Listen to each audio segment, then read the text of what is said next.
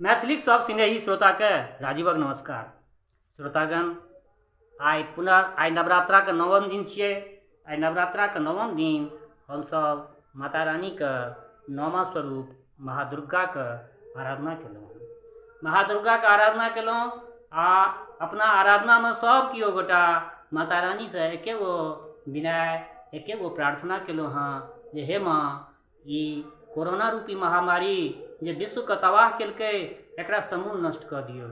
तऽ बेस मैया रानीके ई बात सुनऽ पड़तनि, कोरोना रूपी महामारीके एहि दुनिआसँ, एहि संसारसँ मिटा देथिन। श्रोतागण, एकटा बात, बड़ा विस्मयवला बात आइ हम बाजि रहल छी, चूँकि मीडियासँ जुड़ल छी, सोशल मीडियासँ जुड़ल छी। किछु कोरोना वायरस सोशल मीडियामे सेहो ओकरो घुसपैठ भऽ गेलै हँ आ ओ सब कोरोना वायरस सोशल मीडियाके गन्दा कऽ रहल छै। एहि तरहसँ गन्दा कऽ रहल छै जे पता नहि ओकरा सबके ज्ञान कतऽ हरा गेलै हँ, नहि कहि सकै छियै। माता रानी ओहि कोरोनाके वायरस रूपी एजेंट सब जे छै ओकरा सबके सद्बुद्धि देथिन, हम तऽ इएह कहि सकै छी। तऽ बेस श्रोतागण, आइ एकटा नवीन रचना हम अपन अहाँ सभक समक्ष प्रस्तुत कऽ रहल छी। आशा अछि जे नीक लागत। जँ नीक लागत तऽ अपन कमेंटसँ हमरा जरूर अवगत करायब। अहाँके कमेंटक हम हमेशा स्वागत करै छी आ अहाँ सबके कहै छी जे अहाँ सब कमेंट जरूर कयल करू। तऽ बेस लेल जाउ आजुक ई रचना, मैथिलीक ई रचना माता रानीके चरणमे समर्पित कऽ रहल छी। जय माता रानी। एक बार प्रेम से बोलिए साचे दरबार की जय, माता रानी की जय, ज्वाला माई की जय।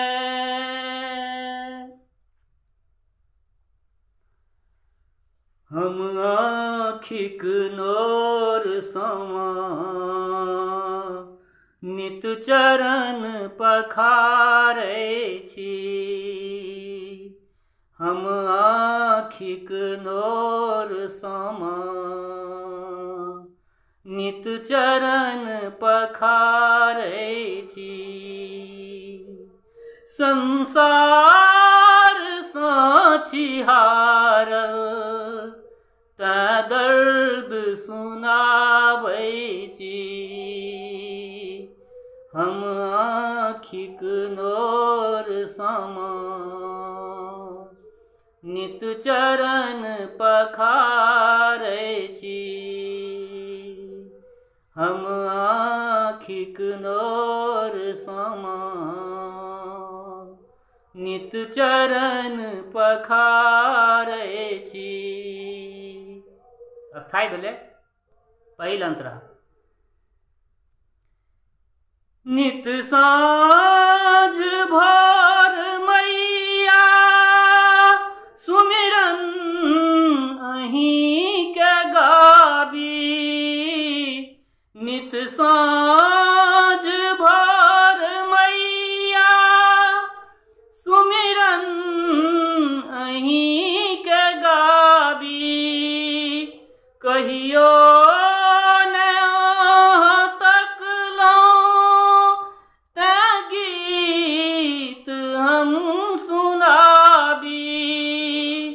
कहियो ने अहाँ तकलहुँ तैं गीत हम सुनाबी। तैं गीत हम सुनाबी। खुशहाल रहे जीवन, खुशहाल रहे जीवन, तैं मंदिर आबै छी। संसारसँ छिहारल, संसारसँ छिहारल तैं दर्द सुनाबै छी। हम आँखिक नोर समा नित नित चरण पखारै छी हम आँखिक नोर समा नित चरण पखारै छी। दोसर अंतरा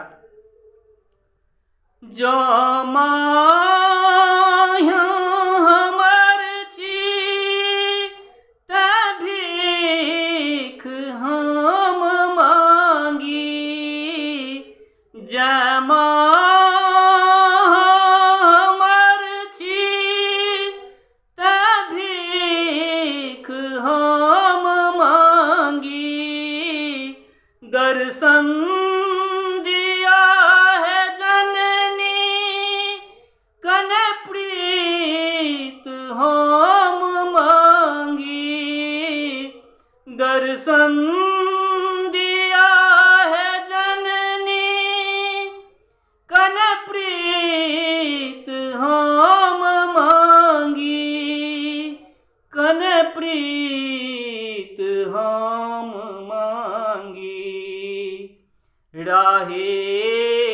विनय करैये राहे विनय करैये दर्शन ले पियासल छी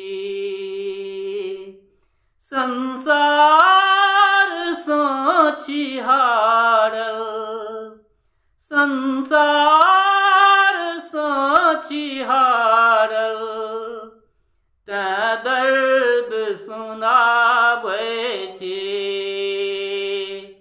हम आँखिक नोर समा नित चरण पखारै छी हम आँखिक नोर समा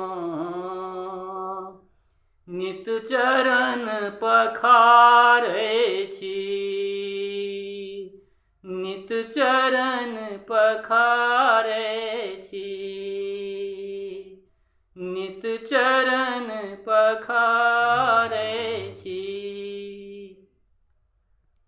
बेस तो श्रोतागण ई रचना माता रानी के चरण में समर्पित भेल आ माता रानी के चरण में ई रचना हम समर्पित केलहुँ। संगे हम अहाँ सबसँ एहिसँ पहिले जे कोनो भी वीडियो बनेलहुँ सब वीडियो में अहाँ सबके कहै छी अहाँ सब अपन कमेंट जरूर कैल करू। कमेंट जे करबै तऽ ओ हमरा अहाँ सभक बीच में एकटा सूत्रधार बनि जाइ छै ओ कमेंट, तऽ कमेंट जरूर कैल करू। संगहि एकटा और बात कहऽ चाहै छी, जँ किओ गोटा नव छियै चैनल पर पहिले देख रहल छियै मैथिलीक सिनेहीके, तऽ मैथिलीक सिनेहीके सब्सक्राइब कऽ दियौ आ तत्पश्चात नोटिफिकेशन बेल के ऑन कऽ दियौ। घंटी बजा देबै, नोटिफिकेशन बेल ऑन कऽ देबै यानी घंटी जो बजा देबै तऽ अनेरे अहाँके मोबाइल पर जखने हम मैथिलीक सिनेही चैनल पर जँ कोनो नव वीडियो अपलोड करबै अहाँके मोबाइल पर ओ पहुँच जायत। संगहि एकटा बात, अखन हम वीडियो जखन हम शुरुआत केलहुँ तऽ किछु कोरोना वायरसके संदर्भमे कहलहुँ। एकटा तऽ ओ कोरोना वायरस जानलेवा वायरस छलै जे कि आब बहुत हद तक हमरा माननीय भारत सरकारके द्वारा ओहिपरमे हमसब बहुत हद तक जे छै से कंट्रोल कऽ लेलहुँ हँ। एकटा दोसर कोरोना वायरस अखन जे छै से सेहो छै। ओ कोरोना वायरस ओकरा बड्ड गंदा वायरस हम कहै छी। ओ वायरस जे छै से आब एकटा बात हम श्रोता लोकनि अहीं सबसँ पूछै छी, फेसबुक जे छै से एकटा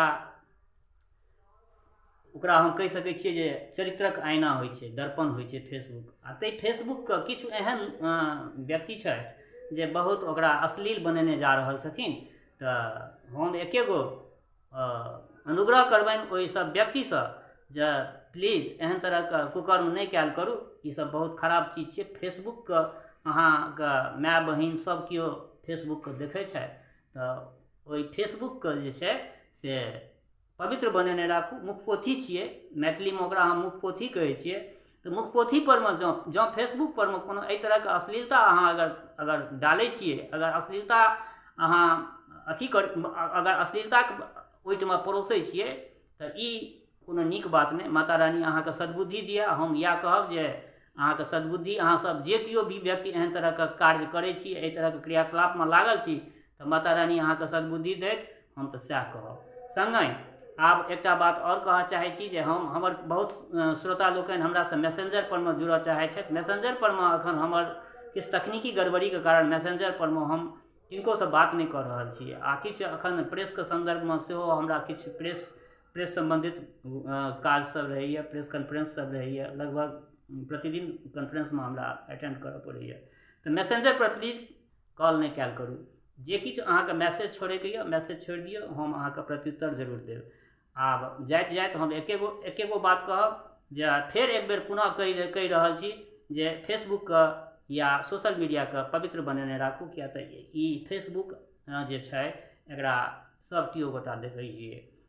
तऽ अंततः इएह हम कहब, श्रोता लोकनि, गाँवमे रही या परदेशमे रही, जतऽ कतौ रहू, स्वस्थ रहू, निरोग रहू, अपना आचरणके पवित्र बनेने राखू। माता रानीके कृपा सदैव अहाँ सब पर बनल रहै, से हमर शुभकामना। जय मिथिला, जय मैथिली।